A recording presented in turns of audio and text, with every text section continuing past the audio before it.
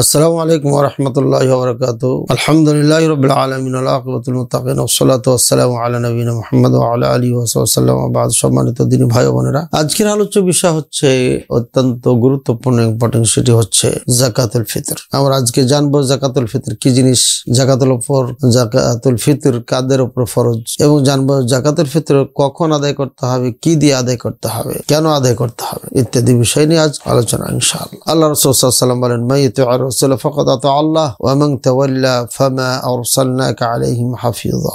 যে ব্যক্তি আল্লাহ রাসূল সাল্লাল্লাহু আলাইহি ওয়াসাল্লাম আনুগত্য করবে সে আল্লাহ তাআলার আনুগত্য করলো, আর যে ব্যক্তি মুখ ফিরিয়ে নিবে, নাফরমানি করবে, অবাধ্য হবে, ফামা আরসালনাকা আলাইহিম হাফিযা, হে নবী আপনাকে তাদের প্রতি আমি হাফিজ বানিয়ে নি, অর্থাৎ চৌকিদার বলেন, দারোগা বলেন, পহরাদার বলেন, যেটা বলেন সেই হিসাবে আপনাকে আমি পাঠাই। ওয়া মান শাকিকির রাসূলা মিন বাদি মা তাবায়্যানা লাহুল হুদা ওয়া ইয়াত্তাবি' গায়রা সাবিলিল মুমিনিন নুওয়াল্লিহি মা তাওয়াল্লা ওয়া নুসলিহি জাহান্নাম ওয়া সাআত মাসীরা। সূরা নিসা 115 নম্বর আয়াত। আল্লাহ পাক রব্বুল আলামিন বলেন, যে ব্যক্তি রাসূলুল্লাহ সাল্লাল্লাহু আলাইহি ওয়াসাল্লামের বিরুদ্ধাচরণ করবে স্পষ্ট দলিল আসার পরও, এবং মুমিন অর্থাৎ সাহাবায়ে কেরামদের রাস্তাকে পরিহার করে অন্যদের আনুগত্য করবে, সে যেভাবে চলবে সেভাবে চালিয়ে দেব, অর্থাৎ সে যে পথে চলবে সে পথে আল্লাহ চালিয়ে দিবেন, তাকে বাধা দিবেন না। কিন্তু ওয়া নুসলিহি জাহান্নাম, আমি তাদেরকে জাহান্নামে নিক্ষেপ করব, আর জাহান্নাম অত্যন্ত খারাপ জায়গা। আল্লাহ পাক রব্বুল আলামিন আরো বলেন, ওয়া মা আতাকুমুর রাসূলু ফাখুযুহু ওয়া মা নাহাকুম আনহু ফান্তাহু, তোমাদের জন্য রাসূল সাল্লাল্লাহু আলাইহি ওয়াসাল্লাম যা নিয়ে এসেছেন তা ধরো, যা থেকে নিষেধ করছে তা ছাড়াও। সূরা হাসর আয়াত নম্বর 7। সম্মানিত দর্শক মণ্ডলী, অত্র আয়াতগুলো দিয়ে স্পষ্ট বোঝা যাচ্ছে আল্লাহ রাসূল সাল্লাল্লাহু আলাইহি ওয়াসাল্লাম আনুগত্য ছাড়া কোশ্চেন কালো কোনো কাজ, কোনো আমল আল্লাহ তাআলা নিকটে গ্রহণযোগ্য হবে না।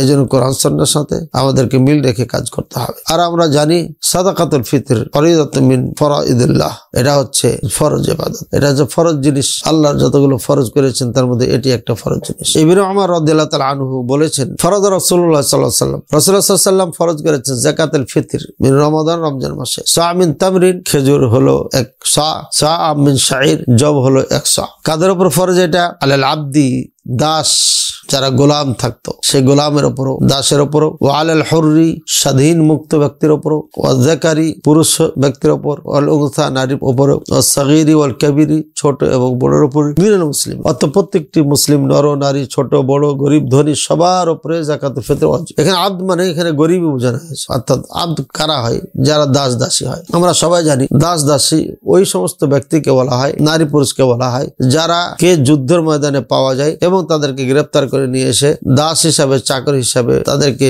রাখা হয়। তাদের কোনো বেতন থাকে না, তাদের শুধু খেয়ে দেয়, বেঁচে থাকার অধিকার আছে। তাদের এই দাসত্বের জীবন তাদেরকে স্বীকার করতে হয়, এই জন্যই যে তারা ইসলামকে মেনে নিতে পারেনি। সুতরাং এই দাস দাসীদের টাকা পয়সা থাকে না, এটা আমরা সবাই জানি। এই জন্য এখানে বোঝা যাচ্ছে যে আব্দ দ্বারা উদ্দেশ্য বোঝানো হয়েছে যে একজন গোলাম, স্বাধীন নয় এমন একজন ব্যক্তির উপরও যাকাতুল ফিতর ওয়াজিব, অর্থাৎ সবাইকে, গরিব ধনী সবাইকে এই সাদাকাতুল ফিতর আদায় করতে হবে। পক্ষান্তরে আমাদের বাংলাদেশে হানাফি ভাইদের একটা ফতোয়া আছে, যে ফতোয়ার কোনো ভিত্তি নেই, সেটি হচ্ছে যাকাতের যে নেশাব হবে সেই নেশাবি পরিমাণই হতে হবে, সাহেবে নেশাব হতে হবে। এটি একটি ভুল ফতোয়া, ভুল মাসালা, এবং বুখারী মুসলিমের স্পষ্ট হাদিসের বিরোধী এটা। আল্লাহ তাআলা তাদেরকে বুঝার তৌফিক দান করুন, আমিন। আল্লাহ পাক রব্বুল আলামিন বলেন, ফাত্তাকুল্লাহ মাস্তাতা'তুম, তোমাদের সাধ্য যতটুকু ততটুকু তোমরা আল্লাহকে ভয় করো। সূরা তাকাবুন 16 নম্বর আয়াত। আল্লাহ রাসূল সাল্লাল্লাহু আলাইহি ওয়াসাল্লাম বলেন, ইদা আমারতুকুম আমরান ফাতু মিনহু মাস্তাতা'তুম, মুত্তাফাকুন আলাইহি। হাদিস সহিহ বুখারীতে আছে, মুসলিমে আছে, যখন তোমাদের কোনো কিছু আদেশ করবো আমরা, তোমাদের ক্ষমতা অনুযায়ী সেটা পালন করো। তাহলে বোঝা যাচ্ছে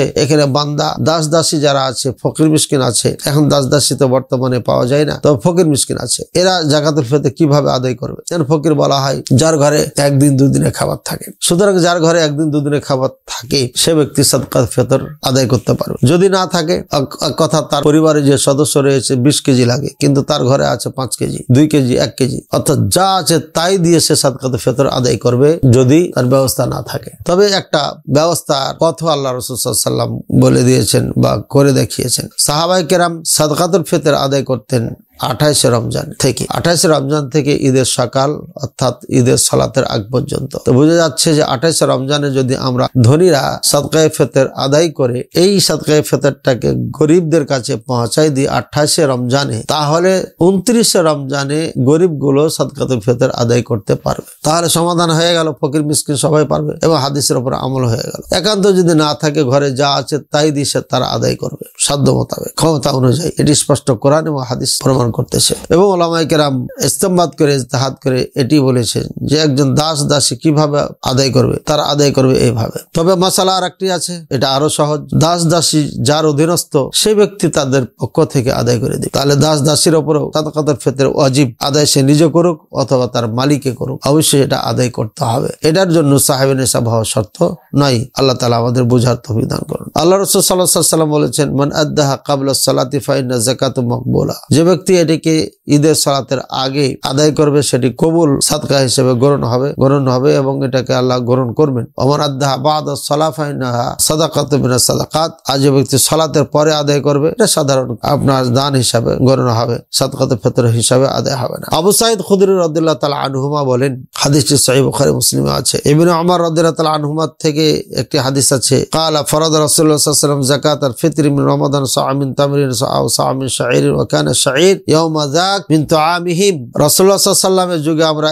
100 খেজুর এবং 100 জব আমরা দিতাম, আর জব সে সময় আমাদের মূল খাদ্যের একটি ছিল। আবু সাঈদ খুদরি রাদিয়াল্লাহু তাআলা আনহু বলেন, কুননা নুখরিজু ইয়াউমাল ফিতরি ফি আহদিন নবী সাল্লাল্লাহু আলাইহি ওয়াসাল্লাম সাআ মিন তুআমিন ওয়া কানা তুআমুনা শাঈর আয-যাবিব ওয়াল আকুত ওয়াত-তামর। রাহুল বুখারী। বুখারীতে হাদিসটি আছে। আবু সাঈদ খুদরি রাদিয়াল্লাহু তাআলা আনহু বলেন, আমরা রাসূলুল্লাহ সাল্লাল্লাহু আলাইহি ওয়াসাল্লামের যুগে সাদাকাতুল ফিতর আদায় করতাম। কখন? আমরা আদায় করতাম ইয়াউমাল ফিতরি, অর্থাৎ ফিতরের দিন, অর্থাৎ সেদিন হচ্ছে ঈদের দিন আদায় করতাম আমাদের খাদ্য থেকে আকসা। আর ওই সময় আমাদের খাদ্য ছিল জব, কিশমিশ এবং পনির এবং খেজুর। সুতরাং এইগুলো মূল খাদ্য ছিল আমাদের, এখান থেকে আমরা আদায় করতাম। যা আমাদের যেহেতু মূল খাদ্যের মধ্যে আছে চাউল, কাজে আমরা চাউল আদায় করতে পারবো। তাহলে একসা নিয়ে কথা। এখন ওই একসা কাকে বলা হয়, কতটুকু পরিমাণ? একসা বলা হয়, আপনার বিস্তারিত আলোচনা করলে সময় লাগবে। একসা বলা হয় বর্তমান মাপে 2 কেজি 40 গ্রাম ভালো গম। যেটা অন্য অন্য গম বা চাউল মাপতে গিয়ে কেউ বলেছেন যে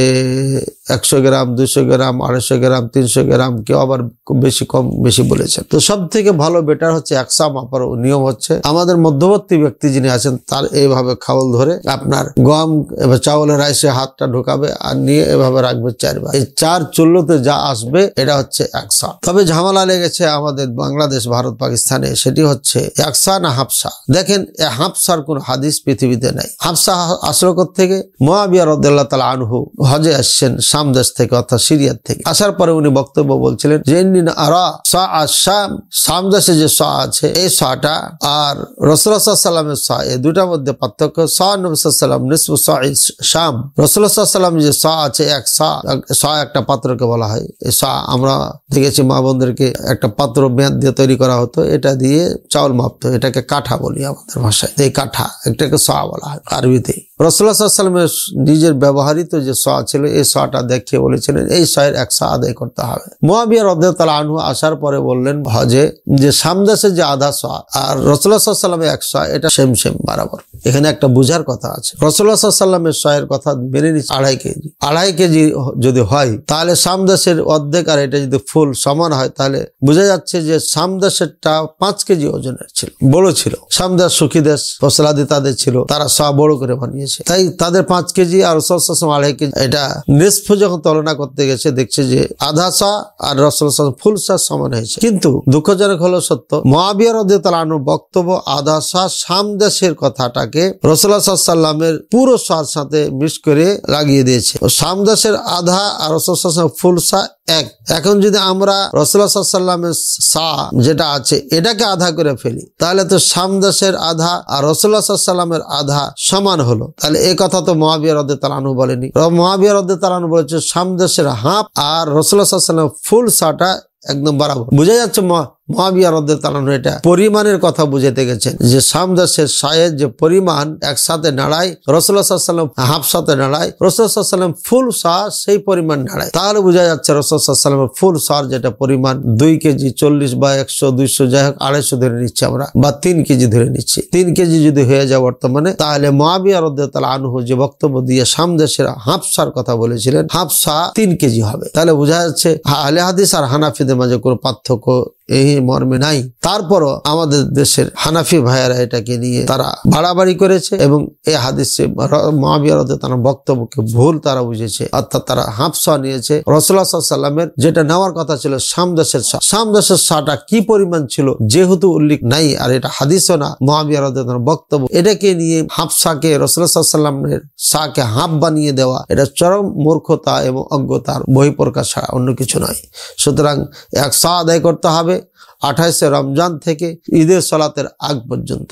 এই টাইমটাকে দুই ভাগে ভাগ করেছেন, একটা জায়েজি টাইম বা সময় আর একটা জরুরি বা উত্তম সময়। উত্তম সময় হচ্ছে সূর্য ওঠার থেকে নিয়ে আপনার ঈদের সালাতের আগ পর্যন্ত, আর জায়েজ সময় হচ্ছে 28শে রমজান থেকে নিয়ে আপনার সূর্য ওঠা পর্যন্ত, অর্থাৎ চাঁদ ওঠা পর্যন্ত। এই সময়টা হচ্ছে জায়েজ সময়। অনেকে দেখা যায় অনেকে আগে আদায় করে ফেলে, 20 রমজান 10 রমজান এটা আদায় হবে না। অনেকে আবার দেখা যাচ্ছে যে এটাকে জমা করে মসজিদে একসাথে রাখা হয়, পরে ধীরে ধীরে 8 দিন 10 দিন দেওয়া হয়, এটাও আদায় হবে না। স্পষ্ট হাদিস বলেছে ঈদের পরে আদায় করলে আদায় হবে না। আপনি তো ঈদের পরে আদায় করছেন, বলবেন যে হুজুর আমরা তো সবাই দিয়ে দিয়েছি, ঈদের আগে দিয়ে দিয়েছেন, তো কাকে দিয়েছেন আপনি? মসজিদকে দিয়েছেন? না, মৌলা সর্দারকে দিয়েছেন। মৌলা সর্দারকে দেওয়ার জন্য তো ইসলাম বলেছে যে তোমরা ফকির মিসকিনকে দাও। কেন দিবে? যাকাতুল ফিতর কেন ওয়াজিব করা হয়েছে? তু'মাতুল লিল মাসাকিন, মিসকিনদের এটা খাবার হবে। আর কি তুহরাতুল লিস সাইম, আমরা রোজা রেখেছি, আমি রোজা রেখেছি, আমার ভুল ত্রুটি হয়েছে, এটা দিয়ে পূর্ণ হবে। সুতরাং এই পূর্ণতা এবং খাবার দুটা কাজ এখানে আছে। আমার সিয়াম শেষ, সুতরাং এখনই আমাকে আদায় করতে হবে। আমার সিয়াম শেষ, মিসকিনদের খাবার দিতে হবে ঈদের আগে, যাতে করে আমাদের আনন্দিত তারা হতে পারে। সুতরাং সেটা সাথে সাথে তাদের কাছে পৌঁছানো দরকার। মৌলা সর্দারকে আপনি দিলেন কেন? তারা তো দেওয়ার জায়গা না। দ্বিতীয় নম্বর, মৌলা সর্দার আপনারা দায়িত্ব নিলেন কেন? আপনাদের কোনো ফকিরের দায়িত্ব আছে যে আপনারা নিয়ে জমা করে রেখেছেন, তাদের ঘরে ঘরে পৌঁছাই দেবেন? নাই। তাহলে আপনারা কোন দলিলের ভিত্তিতে, কোন ক্ষমতার বলে আপনারা জমা নিয়ে রেখে দিচ্ছেন? নিঃসন্দেহে এটা ভুল আমল, ভুল চর্চা, এটা পরিহার করতে হবে। আল্লাহ তাআলা আমাদের বুঝার তৌফিক দান করুন। তবে এখানে মাদ্রাসা মসজিদের বিষয়গুলো আছে। মাদ্রাসা মসজিদে তো দেওয়া যাবে না, মাদ্রাসা বিষয় আছে।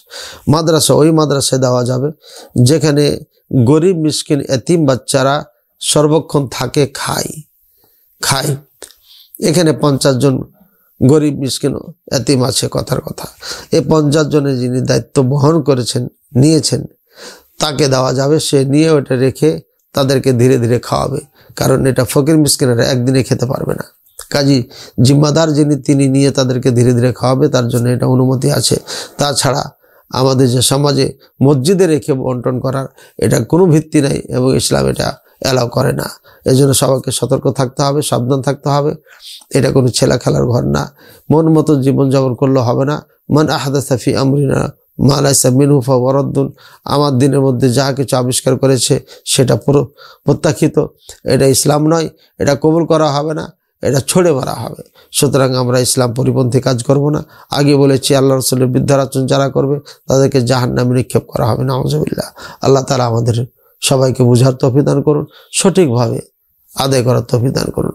সাথে আরেকটি কথা যোগ করতে হয়, যতগুলো আলোচনা শুনলেন, কোন হাদিস শুনলেন, সব জায়গাতে স্পষ্ট বোঝা যাচ্ছে যে খাদ্য দিয়ে ফিতরা দেওয়া হয়েছে, টাকা দিয়ে নয়। সুতরাং টাকা দিয়ে ফিতরা আদায় করলে এটি আদায় হবে না। ওলামায়ে কেরাম স্পষ্টভাবে বলেছেন লা ইয়াজুজ, এই শব্দ ব্যবহার করেছেন যে লা ইয়াজুজু ইখরাজু কিমাতি যাকাতিল ফিতর, যাকাতুল ফিতরের মূল্য অর্থাৎ টাকা দিয়ে যাকাতুল ফিতর আদায় করলে আদায় হবে না, স্পষ্টভাবে বলেছেন এবং জায়েজ নেই কথা বলেছেন। তাহলে কি টাকা দিয়ে আদায় করা যাবে না? জি, কখনো যাবে না। তবে একটা সময় যাবে যে আপনি এই যাকাতুল ফিতরটা এমন কোনো গরিব মানুষকে দিতে চাচ্ছেন, এমন কোনো গরিব জায়গায় দিতে চাচ্ছেন যেখানে আমাদের খাদ্য পৌঁছানো সম্ভব নয়, সেখানে আপনি দুইভাবে দিতে পারেন। এক, যিনি ফকির মিসকিনদের দায়িত্ব পালন করছেন তাকে টাকা দিয়ে দেওয়া এবং এ কথা বলা যে আমার টাকা দিয়ে খাবার ক্রয় করে তাদেরকে দিয়ে দেবেন। এক। দুই হচ্ছে যে আপনি সেখানে টাকা দিতে পারবেন, কেননা এখানে খাদ্য পৌঁছানো সম্ভব নয়, তাই এখানে আপনি সরাসরি টাকা দিয়ে দিতে পারবেন। আল্লাহ তাআলা আমাদের সবাইকে বুঝার তৌফিক দান করুন। তাহলে বোঝা গেল কি, টাকা দিয়ে ফিতরা আদায় করলে ফিতরা আদায় হবে না, জায়েজ নাই। তবে হ্যাঁ, এমন কোনো ব্যক্তির কাছে এটা পৌঁছানো দরকার মনে করছেন, পৌঁছানো আসলেই দরকার উচিত, ওইখানে আপনি টাকা দিয়ে আদায় করতে পারবেন। এছাড়া টাকা দিয়ে কখনো কোনো সময় ফিতরা আদায় করা জায়েজ নেই। আল্লাহ তাআলা আমাদের সবাইকে বুঝার তৌফিক দান করুন, সোজা এবং সঠিক পথে চলার তৌফিক দান করুন। ওয়া আখিরু দাওয়ানা আলহামদুলিল্লাহি রাব্বিল আলামিন ওয়া সাল্লাল্লাহু আলা নবিয়িনা মুহাম্মদ ওয়া আলা আলিহি ওয়া সাহবিহি ওয়া সাল্লাম। আসসালামু আলাইকুম ওয়া রাহমাতুল্লাহি ওয়া বারাকাতুহু।